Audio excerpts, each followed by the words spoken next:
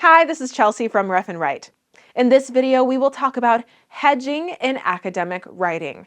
This is one of the skills every researcher must master. So, what is hedging?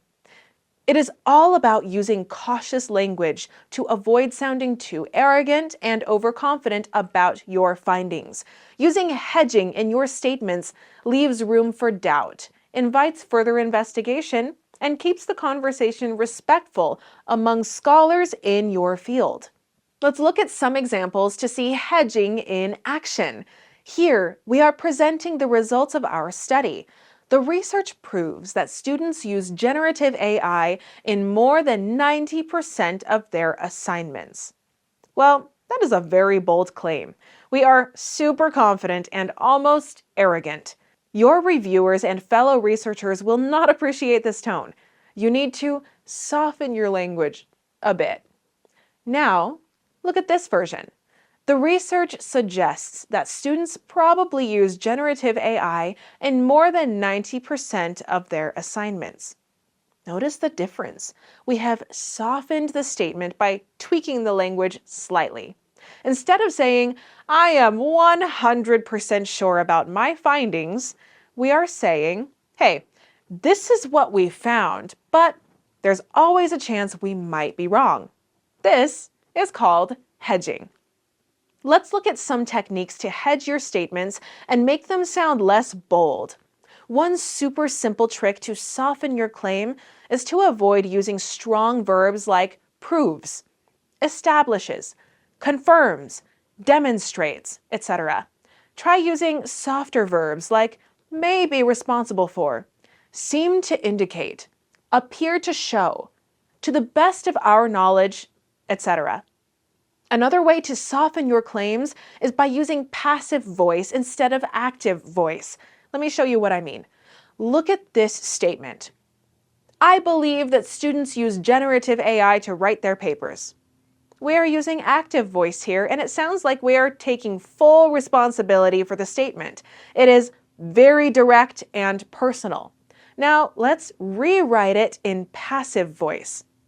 It is believed that students use generative AI to write their papers.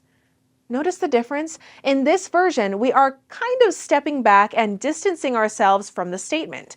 Now it sounds like we are making an observation rather than taking direct ownership for the claim. All we have done is change the phrase, I believe that, to it is believed that. Notice the difference it has made to the tone of the statement. One of the things you might have to do a lot while writing research papers is criticizing others' work. When you are criticizing another researcher's work, you must follow your criticism with an explanation. Let's look at an example. In this statement, we are saying that this author incorrectly put forward a hypothesis that was later disproved. This is not very constructive, and we are being too critical here. Now, look at this version after hedging.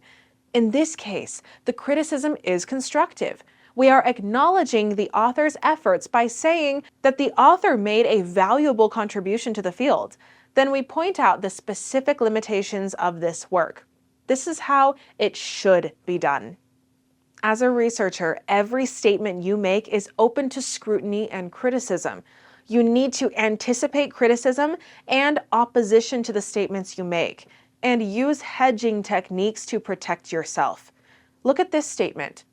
This is the first study to examine the link between vitamin D and obesity.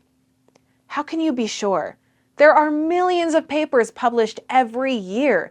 You can imagine the backlash if there was another study similar to yours.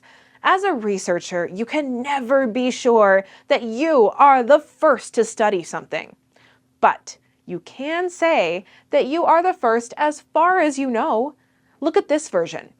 To the best of our knowledge, this is the first study to examine the link between vitamin D and obesity. It's honest, humble, and shields you from potential criticism. That is the power of hedging. Before finishing this lecture, I would like to talk about one of the common mistakes researchers make while hedging. It is called over-hedging. Let me show you what I mean. Look at this statement. It can be suggested that it is possible that males may have greater muscle strength than females. The author has used so many hedging words. It can be suggested. It is possible that. May have great muscle strength. The whole statement sounds as if the author is not sure about his own work and sounds less authoritative. Now look at this version. Results indicate that males have greater muscle strength than females. The author is still hedging, but he sounds confident and authoritative because he is not overdoing it. So the take-home message is hedging is good, but over-hedging is bad. If you have any questions, please drop a message below. We will answer it as soon as possible. If you still haven't installed Ref and Write software, please do it. It comes with referencing tools, plagiarism checkers, proofreading tools, paraphrasing tools, an academic phrase bank, and many other useful features to help you write your research papers and thesis. You can sign up for free using the link below in the description.